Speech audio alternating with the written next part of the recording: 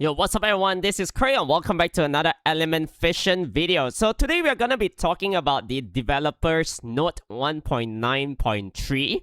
And there's going to be new elements coming into the field, alright? So this one is called Rioter.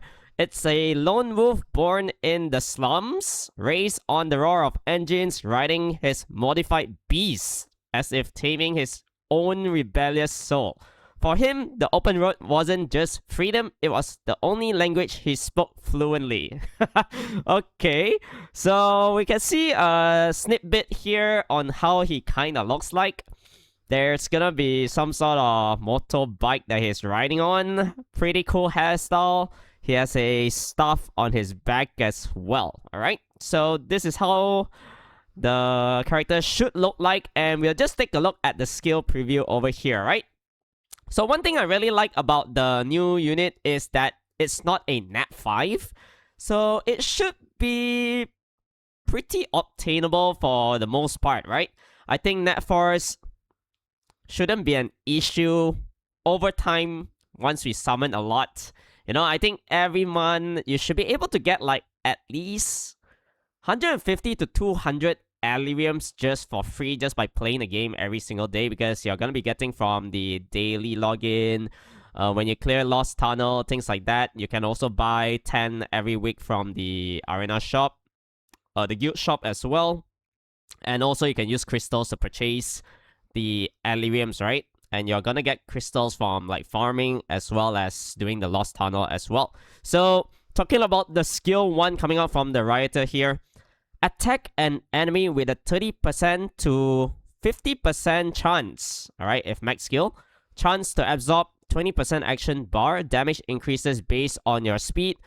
For the Dust Trail second skill, attacks all enemies 3 times. Each attack has a 20% up to 40% chance to remove 1 buff. Oh, that's not bad. And also applying a 2-turn blind. Damage increases based on your speed. Cooldown is also quite short here, 3 turns only.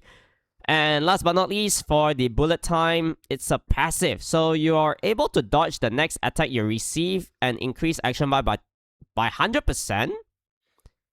Each time this effect triggers, your speed increases by 20, stacking up to 5 times. Oh wow, I actually like this combo coming out from the Rioter, right? So you can see everything is just based on speed in terms of the damage. I guess you just go full swift ahead, right?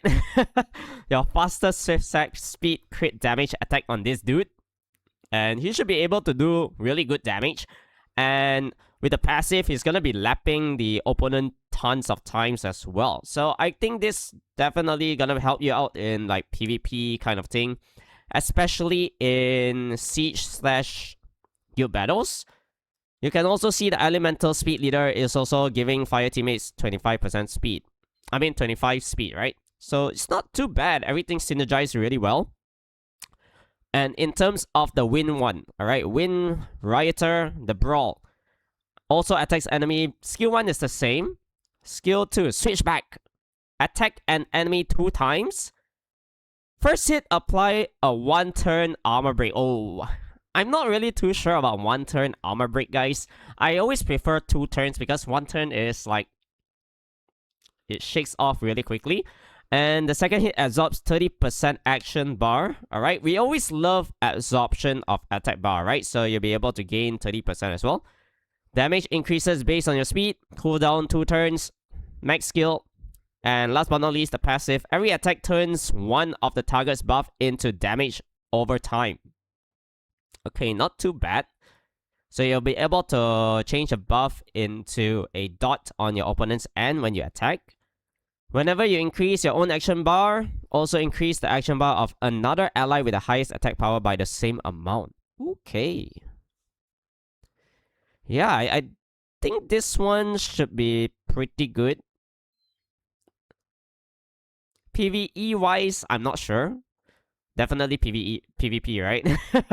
And also, all the leader is basically giving the element of that unit 25 speed. And last but not least, they are not showing the light and water, which I still think they're gonna be 4 stars as well. But who knows, maybe they have those two at 5 stars. We'll see once the unit comes out, alright? And for the first one, skill 1 is the same for the Dark. Dust Trail is also the one where you'll be able to attack all enemies 3 times, strip into blind, damage based on speed, and last but not least, Black Comet. Attacks all enemies, apply a 1-turn burn, and decrease action bar by 50%. You'll fall into stun for 1 turn.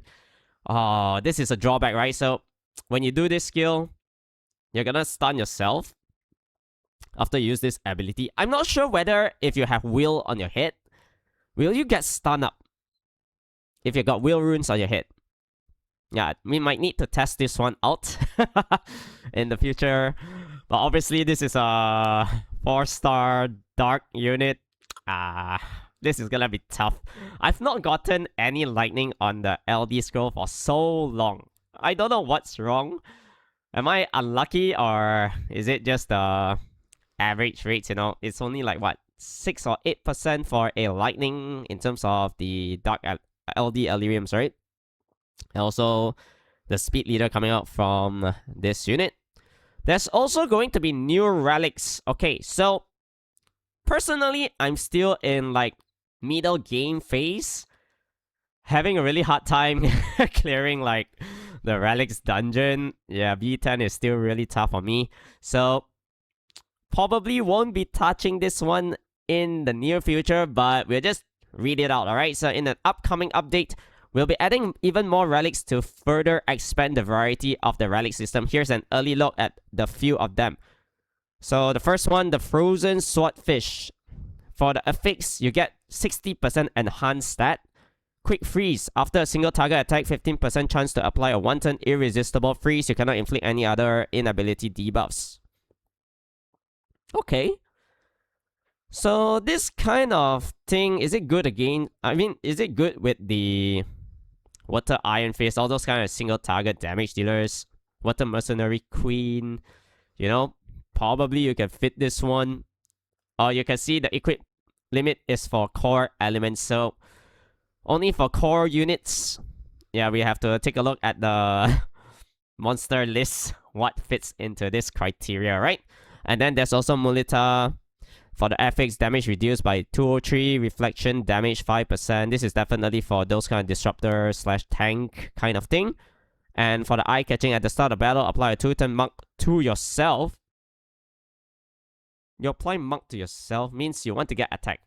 Oh, that's not bad. Yeah, because monk is like a branding kind of thing, right? You're gonna be taking more damage from the opponent. So you're gonna be drawing the aggression, kinda. And last but not least, we are gonna be able to see the Chrono Blades. Okay, true damage by 59% of speed. While you are equipping with this, together with Refresh Gear, basic attack on your turn, have a 20% chance to trigger the refresh effect. So more chance to trigger refresh, I guess.